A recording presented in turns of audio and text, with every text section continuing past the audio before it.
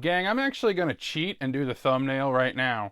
Ah! There we go. That's me trying to do a Meatwad face. Ah! And you'll see why, because in this episode I have to do a Meatwad voice.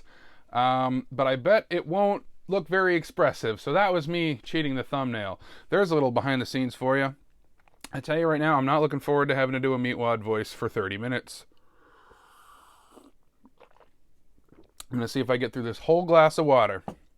All right, friends, let's get this show on the road. You're watching video of episode 62. All right, what am I going to open with? I know. The only thing we serve here is tongue. This is where the theme song goes. You know the drill. Was that an okay Anne Ramsey? I tried.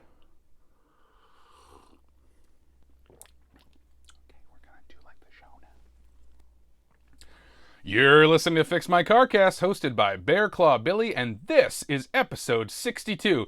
Comedian and musician Keith Hebert is out searching for buried treasure, but first, housekeeping. This is the show where you pick what I say and how I say it. Pick a topic or prompt by donating to the GoFundMe and vote on the gimmick by joining my Patreon for just $1 a month. Join at the $5 or higher level and also get bonus episodes and behind-the-scenes footage. Links are in the description. Also down there, merch. Get yourself some merch. You are going to be the hottest John Doe in the prison cell when you're wearing a sweet Fix My Carcast shirt. Everybody's going to want to take that off you. I guess. Abolish prisons. No new donors this week. Wait a minute. We do have donors this week. I forgot to delete that out of the script. Ha ha ha ha. No edits. We have a donor this week. First time donor Audrey Sparkleface gave an incredible $50. Thank you so much, Audrey. The total raised for paying off my car repair debt is now $1,251.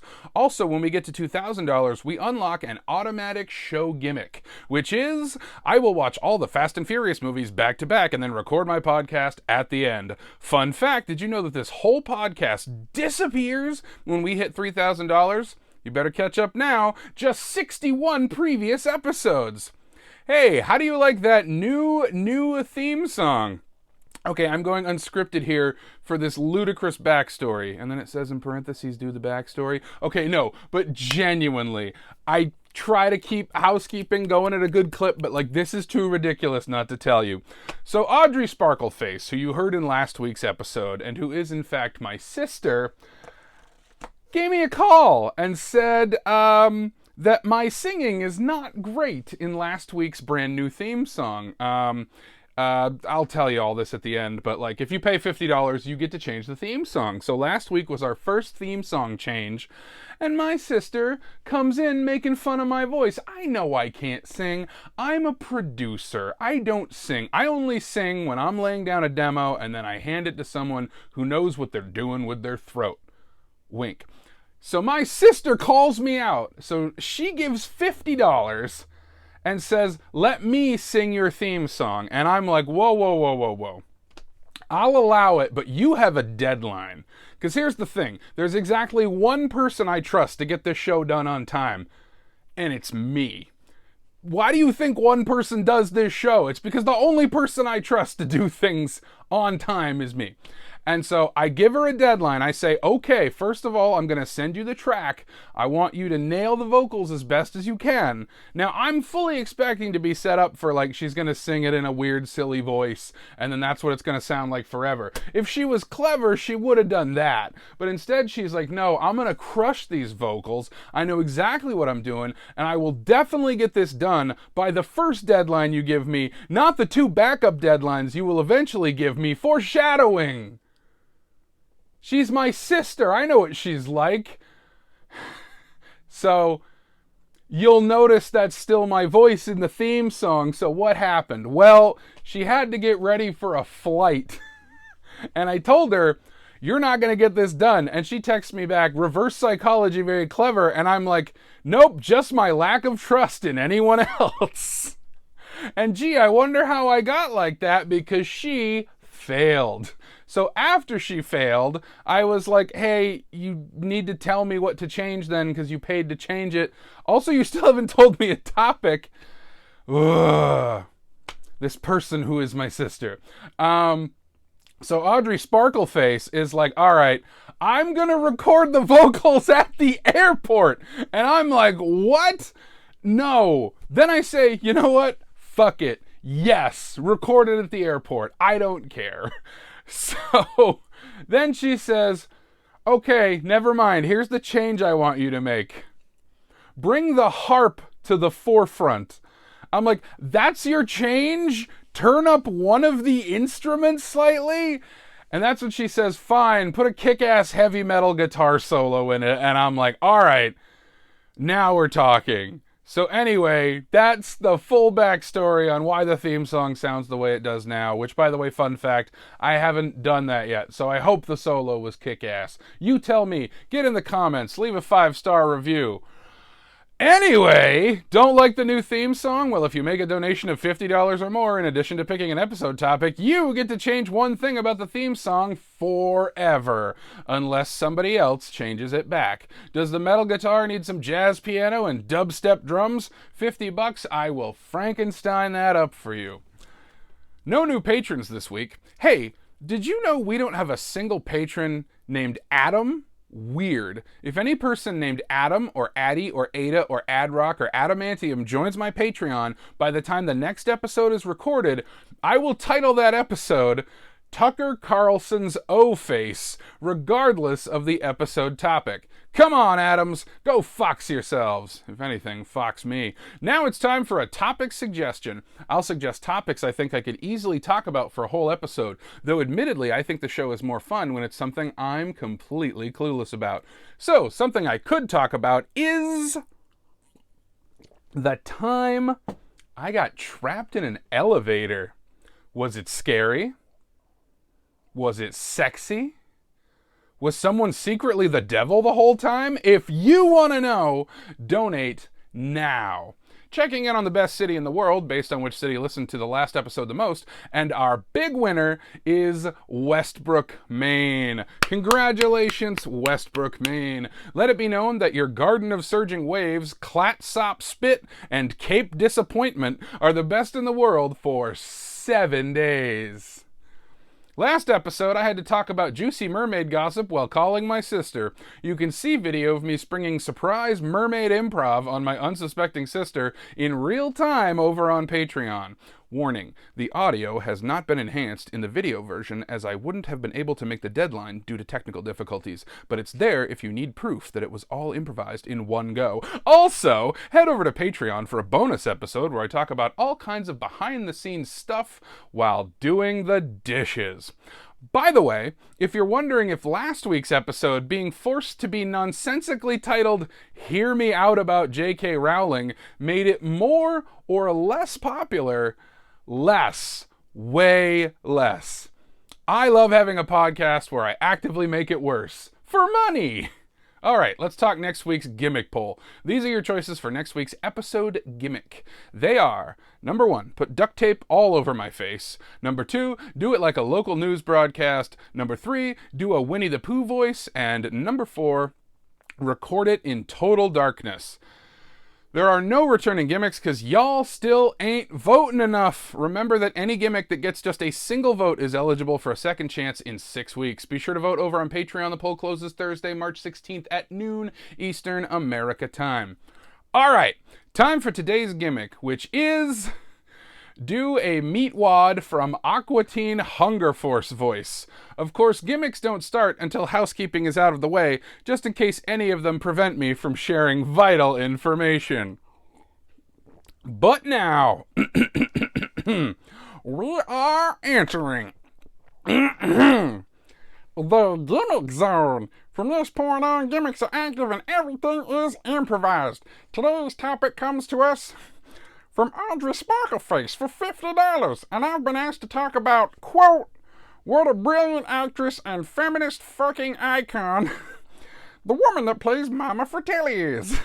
And also talk about how The Goonies was our favorite movie as kids, and how we did a drama production from it. I'd say that's 4 topics, but you gave me $50. And also, I guess you're my sister or whatever. So sure, let's do it all! For the sake of brevity, though, today's topic is Mama Fratelli, feminist icon. I swear this voice was easier when I did it in little chunks. But okay, we're going to talk about Mama Fratelli. Now, first of all, our movie is The Goonies, and my voice is from Aqua Teen Hunger Force, so this is kind of double trouble with getting a cease and desist from the Warner Brothers. If you don't know, I've already gotten on the Warner Brothers' bad side on more than one occasion. If you've seen my Game of Thrones review show, a show I did not enjoy at all, you know that they're probably watching and they're listening right now, so I've got to be extra careful so they don't find out. So if you're wondering, my name is Protein Lump, and I'm from the Wet Boys Action Team. So Protein Lump from the Wet Boys Action Team, obviously a parody of a different show that you may not have seen. So if you want to imagine that I'm Slammer or Gizmo or the Nord, you can do that. But give them their own parody names so that I don't get in legal trouble. I can't handle legal trouble. I'm too pretty. Anyway, it's time to talk about Mama Fratelli. If you don't know, first of all, we're going to talk about a lot of stuff today, and one thing you need to know is that Mama Fratelli is a character from the film The Goonies, which is a lot of fun. It's a little adventure for kids. I put this down in my notes. It's one of those movies this voice really sucks to do for a long time, and I respect the voice actor who had to do it originally. I cannot believe there's a season 12 coming out. That's going to be difficult for you. So The Goonies is a movie that if you saw it as a kid, you never shut the fuck up about it. And there are a lot of movies like that. Goonies is an adventure. It's about kids looking for buried treasure, and it's a lot of fun. It's in a genre that I like to call backpacks and bikes, because there were a lot of movies in the 1980s where you could do anything with just a backpack and a bike and your friends. This voice gets progressively worse the longer the sentence gets. So there's The Goonies, but if you were a horror kid, you had Monster Squad, and if you were a sci-fi kid, you had Explorers, and if you were a fantasy kid, you had Labyrinth. I would accept the never-ending story, but you're mostly just watching a kid read a book. At least in Labyrinth, she goes into David Bowie's penis. Not really, but, you know, metaphorically. Anyway, if you have not seen The Goonies, this is a voice that's like 90% good, and then one word really fucks it up. So if you have not seen The Goonies, I recommend you do that before you listen to this, but I will do my best not to spoil anything. Imagine a bunch of plucky kids going and looking for buried treasure. That's kind of what you're getting when you watch it. But I will have to spoil whom. Oh boy, sorry. Sometimes when you do a voice, sometimes you gotta do something from the show to like calibrate it. So like, take the meat bridge. There we go. I dialed it back in. Good for me. I feel like when you go off the rails with this voice, you just sound like an angry chicken. And I wouldn't want to fight an angry chicken. Wait, that's a different show. Anyway, let's talk about The Goonies, because my sister paid me $50. And I did love The Goonies as a kid. We both loved the movie a lot. What was I talking about? Oh, you need to know who Mama Fratelli is. So, Mama Fratelli is the leader of the Fratelli's crime family. And I need a little bit of water. Gotta wet the meat. I mean the protein, because I'm made from plant proteins. That's right. I'm a legally distinct character. Christ, this is harder than you think. It's too bad I didn't get Carl last week. Fuck, I was worried about filling enough time in this episode, but it's mostly me commenting on how this voice is very hard to do for a long time. So Mama Fratelli is the leader of the crime family. She's played by Anne Ramsey. If you don't know her from The Goonies, you might know her from Throw Mama from the Train. Her two most famous roles are both Mamas, Mama Fratelli and Mama from the Train. She, so my sister specifically mentioned in her text message that I should talk about a documentary that we watched on YouTube. And I don't know if she understands that watching a documentary and then just describing everything that's in it is not a very good way to do a podcast, though it sure is how a lot of them are made. Again, this voice kind of becomes a crotchety grandma very quickly. Ooh, somebody lock me up. I'm having a knit fit. Good, I'm back in. All right, so, Mama Fratelli, I'll be completely honest, I don't know where she was getting the feminist fucking icon from when she made this topic request, but I nevertheless embarked to do that. So I will be looking at Mama Fratelli as a feminist character, and I will also be looking at the life of Anne Ramsey, and if she was a feminist character. I had to dial the Slimer up a little to get back on track. This is why I'm not a professional voice artist. I can kind of do some voices. Everyone who tells me I should get a job at Cartoon Network, well, first of all, they're part of Warner Brothers, and they're not fans of mine. You should go to my TeePublic and try to buy anything that even remotely looks like the Game of Thrones font. It might not be there anymore. So, I took some notes. I rewatched The Goonies before recording this, and now I'm going to tell you some of the things I wrote down. So, Mama Fratelli is a fascinating character. The film opens with a police chase, and in the middle of it, she's snacking on saltine crackers. I know that that's probably not a choice that she made, but that right off the bat makes her a very interesting character. This is a tough voice to do for a long time. I'm gonna stop saying that.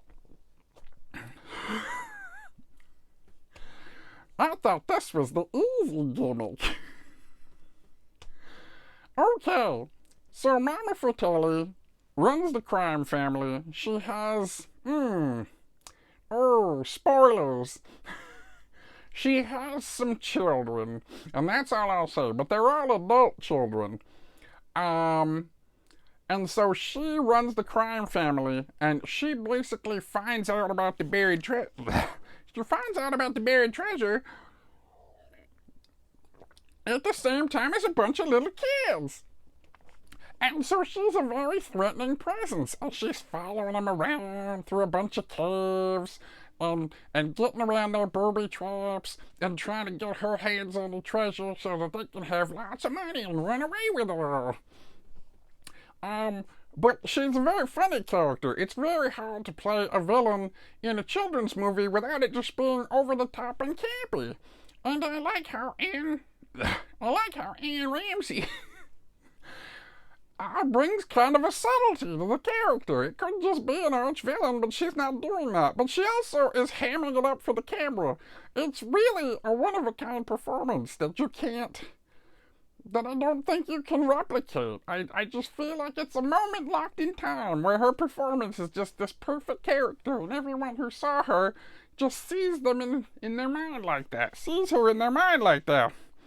And having the head of the crime family be a woman in itself is quite impressive and a breath of fresh air. In the movie, the camera sort of pans over to the getaway vehicle, and you expect a man to be behind the wheel. And it's not. It's this old lady, and she's terrifying, and it's really effective, and it really works for the movie. Also, she's a fucking badass. She threatens violence on children multiple times throughout the movie. I won't share all the ways that she does, but they're kind of great. You are scared for the children whenever she is around. But again, it's kind of... She keeps a lot on the inside, and you learn a lot about her as the movie goes on by the way she treats her children. Also, she believes that kids suck. Is this a statement about being child-free? Probably not, because she has several children, one of whom is chained up in the basement, and that's all I'll say. She's not a good mom, and the movie is saying it's okay not to be a good mom. Not really, but, I'm trying. I'm stretching here. I was given $50 for this bullshit. What else do I have? She's fucking ruthless. I don't have a ton of notes on this. She's hilarious. She's super sarcastic in a very threatening way. A lot of her line delivery is like her calling someone stupid, but in a way that suggests that if you don't stop being stupid, she's gonna hurt you. And she does that really, really well. I had managed to kind of forget about this, but watching the movie again, the scene where she's doing these little determined grunts, she's grunting while she's following the kids, that's always stayed with me. It's very terrifying to have Mama Fratelli on your trail and just, grunting and groaning as she chases you down a cave. This voice is great, and I will not complain about it anymore. I feel I have to fill 10 more minutes. In addition to watching the Goonies today, I also rewatched that documentary. And I remembered. Hey, Fryman, what's this fucking ball of meat talking about? I remember that she acted at the Surrey Playhouse in Maine. I'm in Maine right now. It's just a 3-hour drive from Columbus, Ohio, Maine. I can go there right now. Anyway, Anne Ramsey, who played Mama Fratelli, she played a lot of grumpy and dumpy women that were often the butt of the joke. This is unfortunate. She had to have a lot of jokes about the way she looked lobbed at her. And you can watch this documentary if you want to know more. I wrote down the title. It used to be called No Small Parts, but now it's called Supporting Actor Spotlight Anne Ramsey. The YouTuber is called The Back Focus. I cannot keep this voice consistent. Anyway, you can learn all kinds of things about Anne Ramsey that I would not feel comfortable relaying on this podcast. I am really fucking losing it here. Take the meat bridge. I forgot that she's the lady in that scene in Deadly Friend. If you've never seen the movie Deadly Friend, I recommend it. It's a real mind blower. And the last thing I have in my notes is that Anne Ramsey passed away August 11th, 1988, and may she rest in peace. She was a really good actor, and she made a lot of movies really fun. Alright, what the hell else am I supposed to talk about? Oh yeah! How much my sister and I loved the Goonies when we were kids. We did. I gotta say, the whole movie, every line is a banger. Rewatching it today for the first time in over a decade, I couldn't believe how I knew every single line. It really is that kind of movie where everyone is just so funny. It's like they did 3 or 4 passes and just made every line just an absolute riot. I remember watching it a lot with my sister. I will say, I did not see Monster Squad. I did not see Labyrinth. I was Team Explorers. That was my movie. Pirate ships are cool, but also making spaceships out of tilt-a-whirls is pretty cool too. I am all over the map. Get me back on the meat bridge. It's good to have a cue phrase. So, it is also true that when we were kids, me and my sister were in a stage production of The Goonies. And it was a lot of fun, but also a lot of things went wrong. Would you like to guess who I played in The Goonies? That's right, it's Sloth. If you don't know who Sloth is, well, I was Sloth. And one thing you need to know is that Sloth does not wear glasses. Oh, God. Sloth don't wear no glasses. But the sound technician wears glasses. That's right, I was playing Sloth, but I was also running sound. So at one point, I ran on stage still wearing my glasses. And my sister, playing, you guessed it, Mama Fratelli, she noticed that I was wearing glasses, and she ad-libbed, "Where'd you get those?" And then I took them off my face immediately. And that's the kind of brilliance that my sister brings to the acting repertoire. So please, put her in a production today. She's great at what she does. She's good at improv. Listen to the last episode where I just asked her to be a mermaid for no reason. And she took the meat bridge all the way into Yes and. This one, I think what I've figured out here is you do have a statute of limitations on the end of the sentence. You gotta swallow in some air. Oh, God. You gotta swallow in some air, and then you gotta end your sentence before you run out. Otherwise, you're just rambling. By the way, it's worth pointing out that my sister has no idea what character this is, because she's only seen about 7 movies and 3 TV shows. And one of those movies was The Goonies, and it's one of her absolute favorite movies. Let's see, I think I've covered all 4 of these topics. Well, I'm sure she'll sponsor another episode if she wants to get her voice in the theme song. You know, I didn't think that it would take this long, or I didn't think I would come up shy of 30 minutes again, but it's seeming like I will. What else can I say about Mama Fratelli that's not just a spoiler?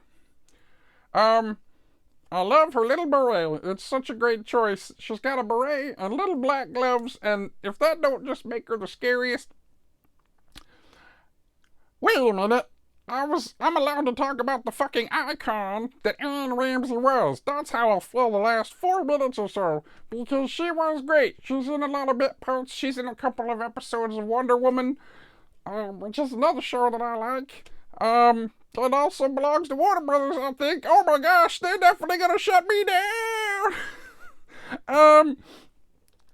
So, Anne Ramsey is really great in a lot of things. If you only know her from Throw Mama from the Train, she had surgery on her tongue in between The Goonies and Throw Mama from the Train, so her voice sounds a little different. But she made the best of it. Like, it made her voice really, really interesting. And, again, it's really worth looking her up. She's quite a fascinating lady, so you should learn all you can about her. I think I've really hit the bottom of the barrel without encroaching upon somebody else's documentary, but go check it out, because Anne Ramsey is really great, and to be honest, character actors are really great. So, the next time you're thinking about a movie you really like, and somebody only had a few lines, respect them. It's hard to be a character actor, and Anne Ramsey did it just great. And that's why she's a feminist icon. As always, Goonies never say die. Unless they're saying their own motto. Wait a minute.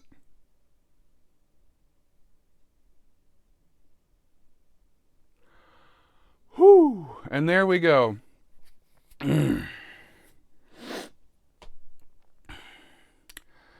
That voice sucks to do.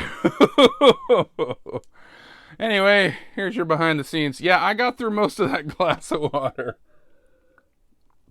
That is a rough one. I'll be honest though, I think doing Carl would have been harder because Carl's voice isn't too tough, but the way Carl speaks is a real challenge. He's, hey, Fryman! I'm just further embarrassing myself. I don't know why I do voice ones. I hope the embarrassment is part of it. Like, we're going for cringe here.